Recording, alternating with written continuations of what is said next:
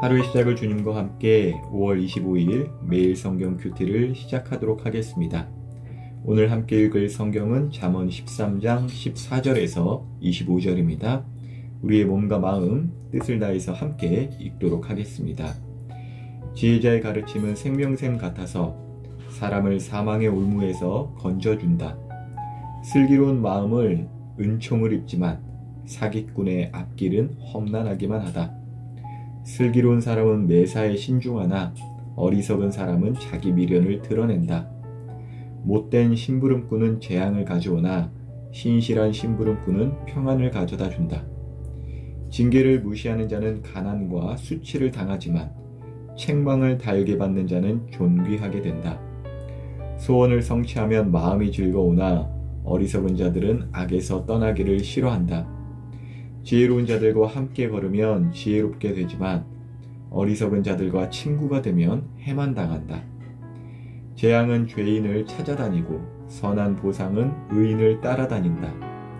선한 사람은 자기 재산을 후손 만대에 물려주지만 죄인의 재산은 의인에게 돌아간다. 가난한 사람은 열심히 노력하여 양식이 많아지지만 불의한 사람은 재산을 모두 잃게 된다. 회초리를 들지 못하는 사람은 자기 자식을 미워하는 자니 자기 자식을 사랑하는 부모는 부지런히 자식을 훈련시킨다. 의인은 배불리 먹으나 악인은 항상 배고프다.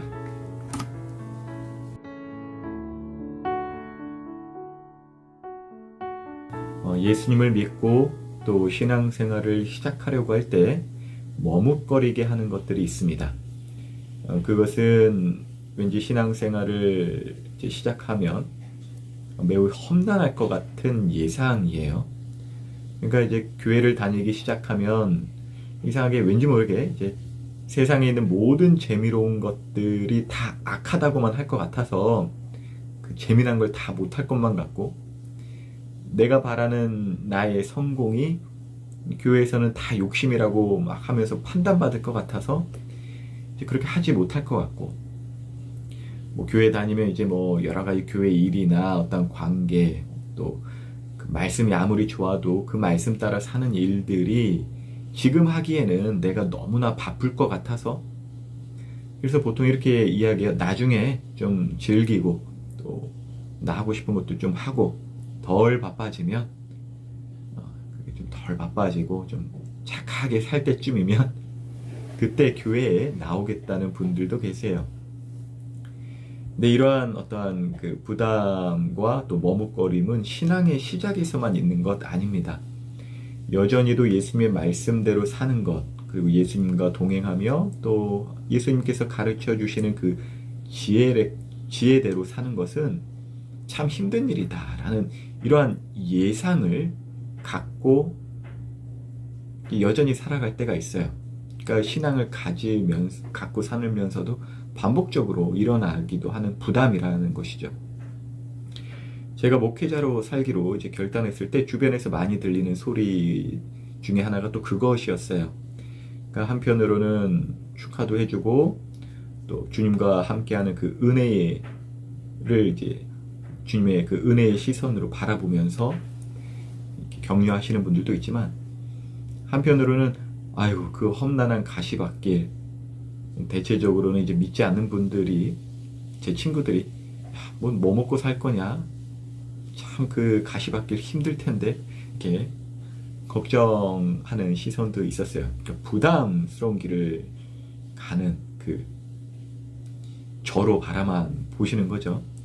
사실 그 걱정과 우려는 한편으로 저를 생각해주고 또 본인들의 어떠한 생각과 경험한 것을 토대로 전해준 무엇보다 저를 향한 관심과 사랑이라고 저는 생각합니다.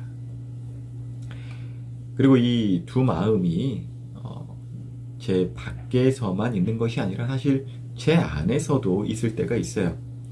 저라고 사회생활, 직장생활, 자본주의 사회에서 걱정해야 할 것들이 무엇인지를 전혀 모르고 살까요? 어떤 면에서는 너무 많이 보고 배운 것들도 많아서 사회 초년생부터 들어간 그 직장의 어떤 특성 따라 오히려 그것들을 빼내려는 시간들을 필요로 했습니다. 자, 그런데 말씀대로 살고 또 주님과 동행하는 것 혹은 사명의 길을 걷는 것이 험난할 것이라는 그 사실은요, 사실이기도 하면서 사실이 아닙니다. 말을 좀 잘 정리해서 적절한 용어를 써야 되는데 사실이면서 사실이 아니다라는 말이 제게 있어서는 가장 좀 바른 표현인 것 같은데요. 오늘 본문 15절이 그렇게 말하고 있어요. 자, 뭐라고 기록되어 있냐? 슬기로운 마음은 은총을 입지만 사기꾼의 앞길은 험난하기만 하다, 이렇게 기록되어 있어요. 세상도 사기꾼의 앞길, 또 나쁜 사람들의 앞길, 망할 것이라고 기대하고 그렇게 말하고 그것을 바라죠. 오히려 이제 망하지 않아 보이는 사기꾼들 때문에 잠시나마 속상하고 붕괴할 일들이 세상에도 있지만, 사기꾼이 잘 되고 악한 자가 잘 되는 거 바라는 사람, 물론 자기가 사기꾼이고 자기가 악한 쪽에 속했다면은 그걸 바라지는 않겠지만, 보통의 경우에서 선한 사람이 잘 되길 바라겠죠. 문제가 모두가 이제 다 죄인들이라 사실 이 말도 참 사실이 아니기 때문에 제가 지금 머뭇거리는 것도 있어요. 조심스러운 게 있어요. 왜냐면은 도둑놈 편에 있을 땐 도둑놈이 이제 옳은 것이고, 그러니까 자기 기준에 따라서 나쁜 놈, 착한 놈이 구분되기 때문에 그래요.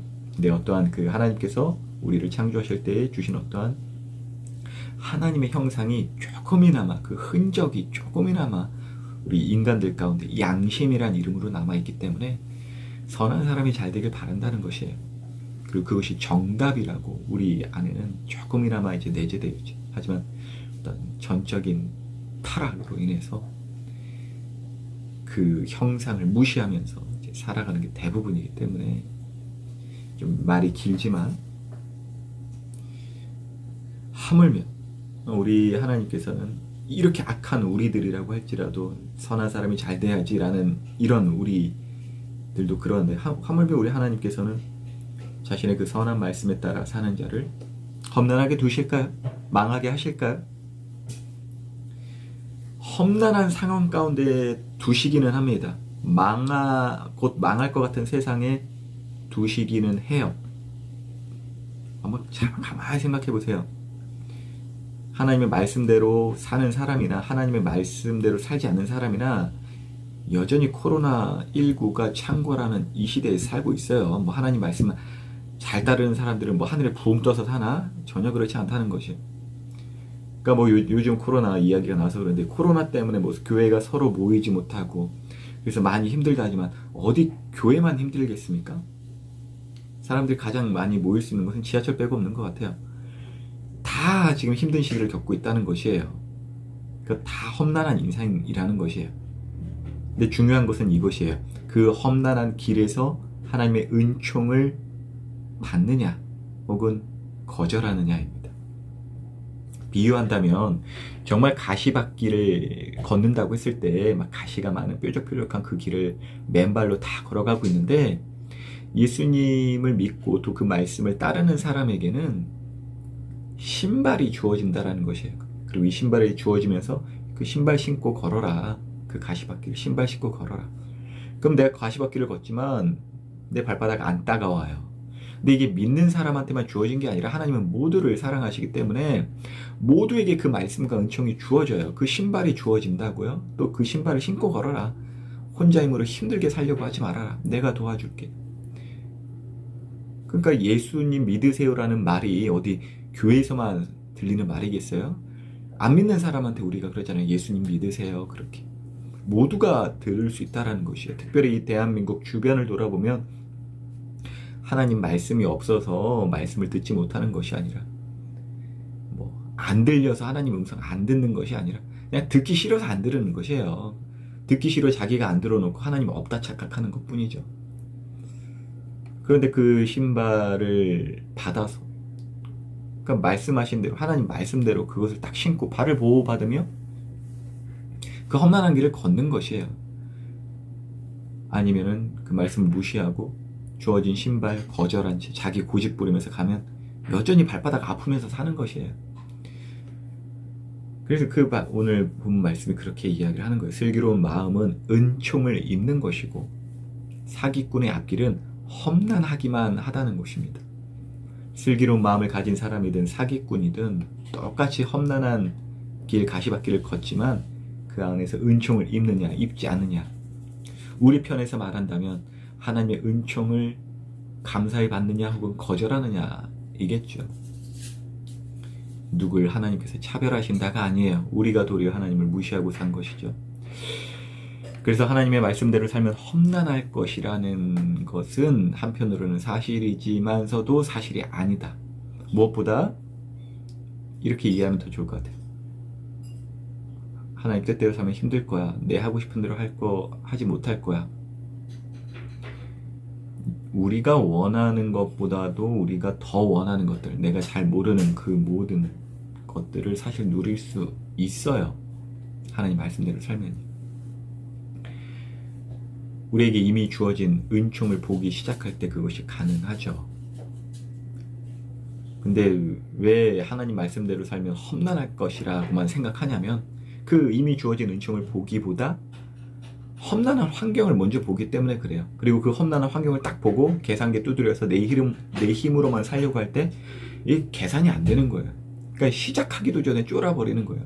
말씀대로 살면 혹은 목회자로 부름받았는데 그 부르심 받은 대로 살면은 이게 얼마나 필요하고 이럴 텐데 시작하기 전에 이제 겁먹고 시작하는 것이. 그러면서 이제 미루어지게 되고 말씀대로 살지 않게 되고, 그렇다고 해서 뭐 험난한 환경이 바뀌나요? 아니에요. 자기 꾀로 그 험난한 환경을 살려고 하지만 세상에 쉬운 길 없어요. 목회자든 사무직이든 기술직이든 어떤 일이든 하나님 없이 걷는 길은 다 험난하기만 합니다. 그러므로 우리는 말씀대로 살면 험난할 것이고 괜히 힘들 것만 같은 그 착각에서 벗어나야 합니다. 잠언에 나오는 그 지혜의 반대로만 살면 뭐 편할 것 같아서 아닙니다. 망해요. 우리 양심이 알아요. 그러므로 우리 친구들과 함께 나누고 싶은 묵상과 감동은 말씀 따라 예수님 따라 삽시다. 미리 쫄지 맙시다. 세상 그 어떤 길 쉬운 길 하나 없다는 그 사실은 분명히 기억하면서 현실적인 것 분명히 갖추고 있지만 그 현실, 험난한 현실에서 우리에게 입혀지는 은총을 더욱더 기대하며 바라길 바랍니다. 생각보다 심플해요. 오늘도 험난한 하루일 수 있습니다. 하지만 그 속에서 하나님의 은총을 덧입는 하루, 다시 말해 예수님의 말씀대로 또 순간순간 기도하고 의지하며 사는 하루 되시길 예수님 이름으로 기도합니다.